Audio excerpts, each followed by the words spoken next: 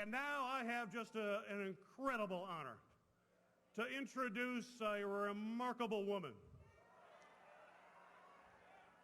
She is a woman who cares so deeply about our country. She cares about issues that I care deeply about, as all of you do, one that my wife and I, that we have focused on, which is hunger and nutrition. Our First Lady believes passionately in making sure that our children get the nutrition that they need to grow into successful adults, to be able to pursue their dreams and go as far as their talents will take them. She has been there for them. And as a former member of the United States Navy Reserve, I also appreciate her passion for our veterans. Our First Lady understands that these veterans need to be taken care of by a grateful nation. When they put themselves in harm's way and their families also sacrifice, we owe them someone who will welcome them back with open arms, make sure that they have the benefits that they deserve and they earn, and Michelle Obama fights for that every single day. Thank you, Michelle Obama, for what you do for our country's veterans. It is not forgotten. So I would just want to say, Detroiters and all of those from around this great state who have come out here today, please join me in welcoming the First Lady of the United States of America, Michelle Obama.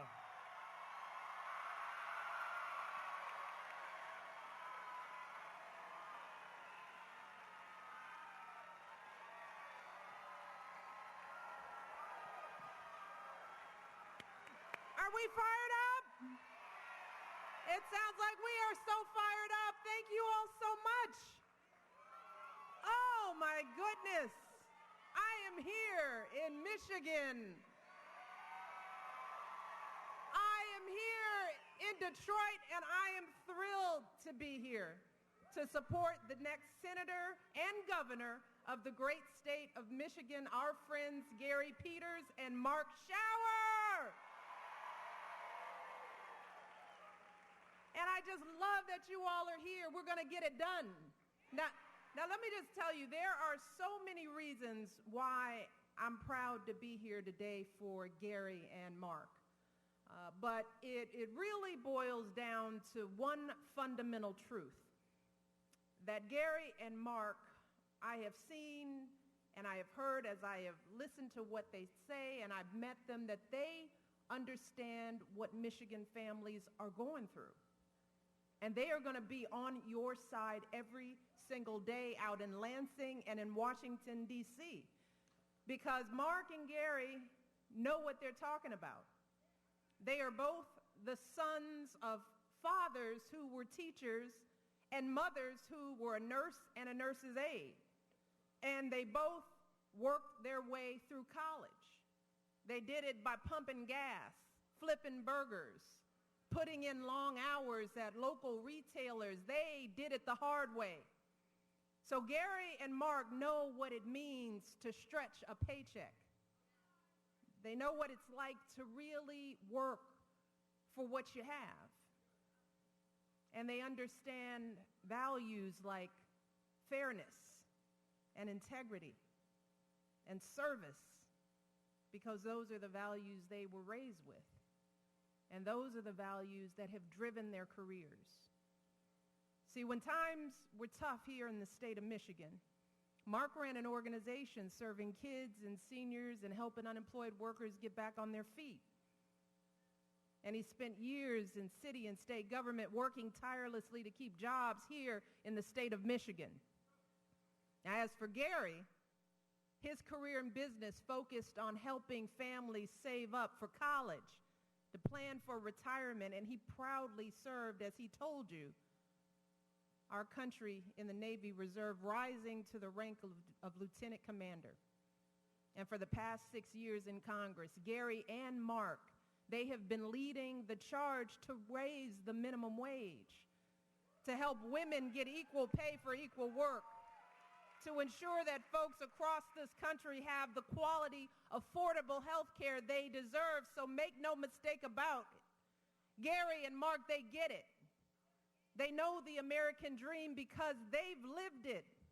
And they're in this race for the right reasons, because they want everyone in this state to have that same opportunity. So Michigan, if you want a senator and a governor who share your values and will be there for your families, then you got to vote for Gary Peters and Mark Schauer on November the 4th. You've got to do it.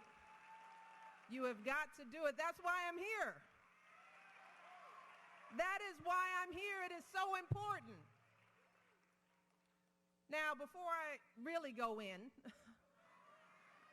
I also want to take a moment to recognize some of the outstanding Michigan leaders who are joining us today. We have our Senator Debbie Stabenow. Yes, indeed. We have our wonderful representatives, John Conyers, Sandy Levin, and Dan Kildee.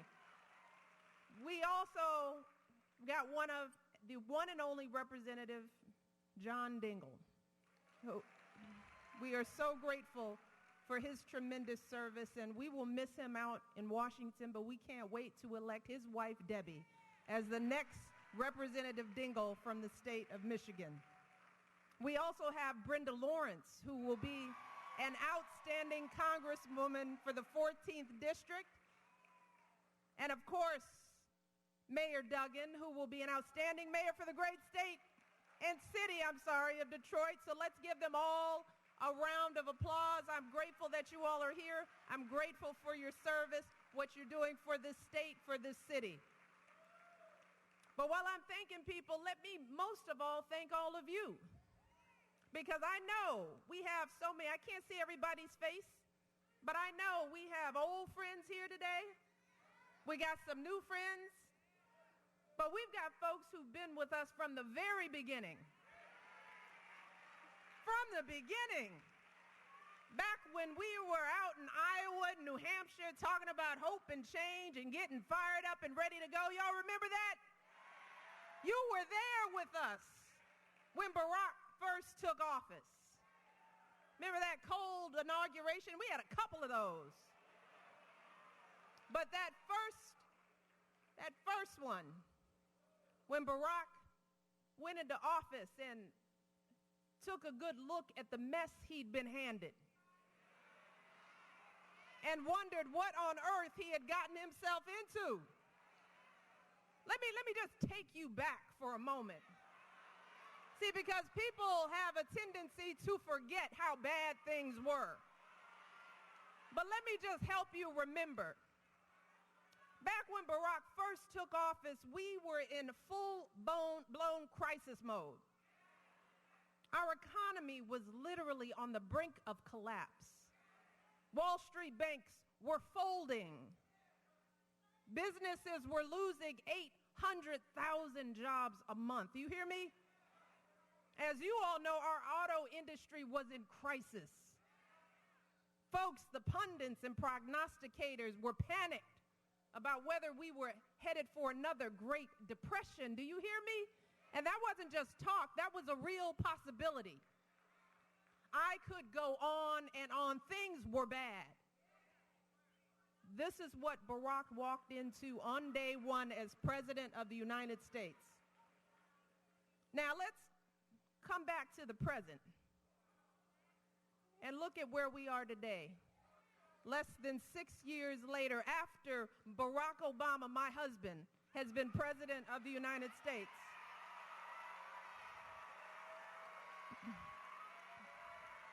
By almost every economic measure, we are better off today than when Barack took office. Now, let me give you some facts, because while I've loved my husband, I want to be objective, because I'm still a citizen, so I care. So here are some facts. Our businesses have created more than 10 million new jobs since 2010. This is the longest uninterrupted run of private sector job growth in our nation's history. Did you hear me? The unemployment rate has dropped from a peak of 10% back in 2009 to today at 5.9%. And while there were plenty of folks in Washington who said we should let the auto industry go under, your president didn't listen. Gary Peters and Mark Schauer, they didn't listen. They refused to walk away from workers here in Michigan. Instead, they bet on American car companies, the companies that have defined this city and this state for decades. And since 2009, these companies have emerged from bankruptcy to create nearly 500,000 jobs, the strongest auto industry growth since the 1990s. In addition to all of that, today, our high school graduation rate is at a record high in this country. More of our young people are graduating from college than ever before. And because of the Affordable Care Act, millions of Americans finally have health insurance. And I want you to just think about how different our country looks to children growing up today. Think about how our kids take for granted that a black person or a woman or anyone who wants to can be president of the United States of America. They take for granted that their president will end hurtful policies like don't ask, don't tell, and speak out for equality for all Americans. So Michigan, while we still have plenty of work to do, we have truly made so much of that change we were talking about. But this is what I want you all to remember. Barack didn't do all that just sitting alone in the Oval Office. He did it with the help of leaders across this country who are fighting every day to build good schools for our kids, to get fair wages for our families, to create good jobs here at home instead of shipping them overseas.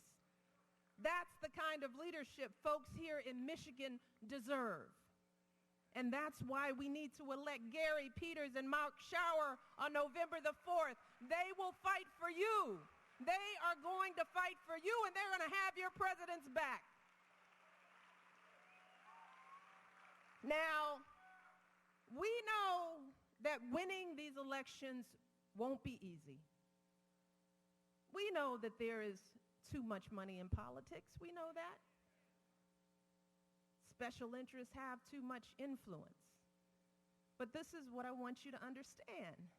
They had plenty of money and influence back in 2008 and 2012, and we still won those elections. You want to know why we won? We won because we showed up and we voted. That's why we won.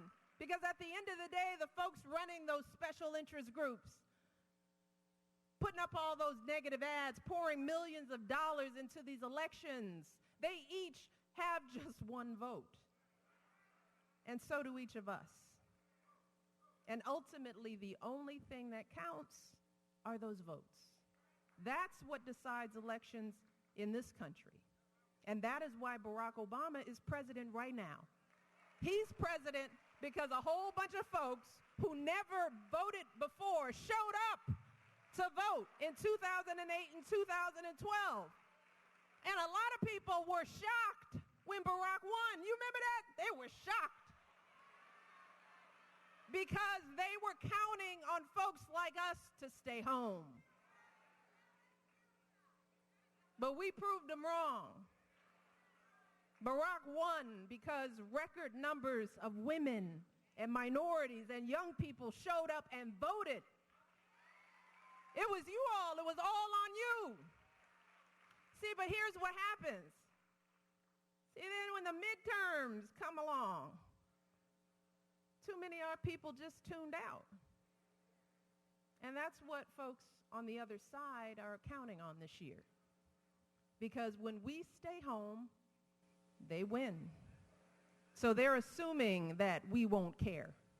They are hoping that we won't be organized and energized. They are praying that we just sit around and wait for somebody else to fix our problems. And only we can prove them wrong. Make no mistake about it, this race is going to be tight. We know that races like this can be won or lost by just a few thousand, even a few hundred votes. I want you to think back to what happened in the 2012 presidential election here in Michigan. The outcome of that race was decided by about 225,000 votes.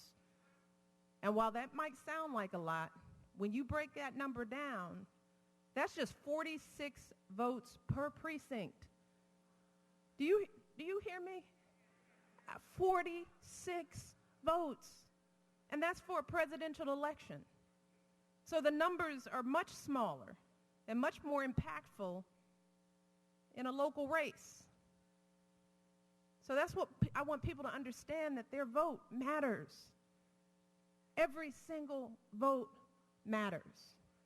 So if all of us here today really get to work, we could swing precincts across the state for Gary and for Mark. In this room alone, you think about 46 people. You know 46 people who didn't vote. You know them, and you know them pretty well, don't you? So let's be clear, this one is on us. We can't look to anybody else. We don't even need anybody else. This is on us. We can't wait around for anyone else to do this. And we need you all out there. All of you out there every day. No, every day. No, really every day. Between now and November the 4th. As Gary said, knocking on doors, doing the groundwork. You guys know what this looks like. You've done it before. Making calls. Getting everyone you know out there to vote for Gary and for Mark. And you can start right now. If you're not already involved, you can sign up to volunteer by going to michigandems.com/victory. michigandems.com/victory. So for all you techie people, you can do it online. For those of you who are not, you can sign up right now. There are folks in the room with clipboards, and they'll connect you with the nearest campaign office. And then on November the 4th, make sure everyone you know gets out to vote. It's the power of multiplying here. I mean, if you just feel the energy in this room, you feel the energy. If you take this energy and you each find 10, 20 other people who are just as energized, we can do this. So you have to go out and you have to bring folks with you. And bring your families and your neighbors, your church folks. Don't leave anyone behind. And you got to start reaching out today. Today. Tell them that we've got less than a month until Election Day. And we all need to be as passionate and as hungry for this election as we were back in 2008 and 2012. In fact, we need to be even more passionate and more hungry, because these races here in Michigan will be even harder and even closer than those presidential elections. And they're just as important. The stakes this year simply could not be higher. Because if we don't get folks to show up at the polls this November, if we don't elect leaders like Gary and Mark, then we know exactly what will happen. We can't pretend like we don't know. We will see more folks interfering in women's private decisions about our health care. We'll see more opposition to immigration reform, to raising the minimum wage for hardworking folks here in this state. So I want to be very clear. If you think people who work 40 or 50 hours a week shouldn't have to live in poverty in the wealthiest nation on earth, if you don't want women's bosses making decisions about our birth control, if you think women should get equal pay for equal work, if you want your kids to have quality preschool and the college education they need to fulfill every last bit of their God-given potential, then you need to get everyone you know out to vote for Gary and for Mark. You need to do that. That's what's at stake in this election, the kind of country we want to leave for our kids and our grandkids. So those kids are counting on us to stand up for them in this election. And we know these kids. We know these kids. They're kids like Lawrence Lawson, a young man I met earlier this year. Lawrence's father died when he was just 8 years old. At the age of 9, Lawrence suffered a major seizure, and he had to learn to read and walk and speak again.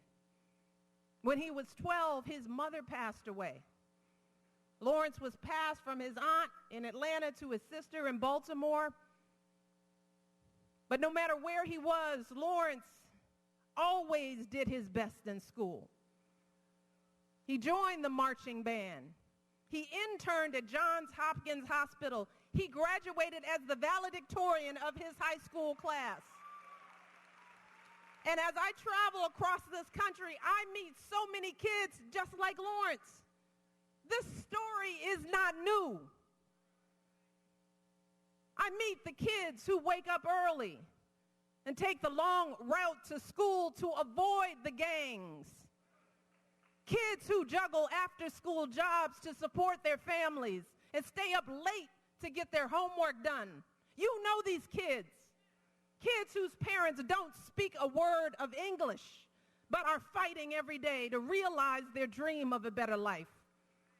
These kids have every reason to give up, but they are so hungry to succeed. They are so desperate to lift themselves up. See, and what we have to remember is they are the reason we're here today. That's why I'm here. I don't know about you. I'm here for those kids who never give up. So neither can we. We can't give up on our kids. We can't give up on our kids. So between now and November, we need to be energized for them. We need to be inspired for them. We need to pour everything we have into this election so that they can have the opportunities they need to build the future they deserve. And if we do this, we can do this. Detroit, you alone can change the nature of this election right here in this city. You can do it. So I know we can do this. I have seen it before. I have seen it in the eyes of the people who have supported me and Barack. If we keep on stepping up and bringing others along with us, I know that we can keep on making that change we believe in. I know we can elect Gary Peters to the Senate. I know we can elect Mark Schauer as your next governor. And together, we can build a future worthy of all of our children. Thank you so much. God bless.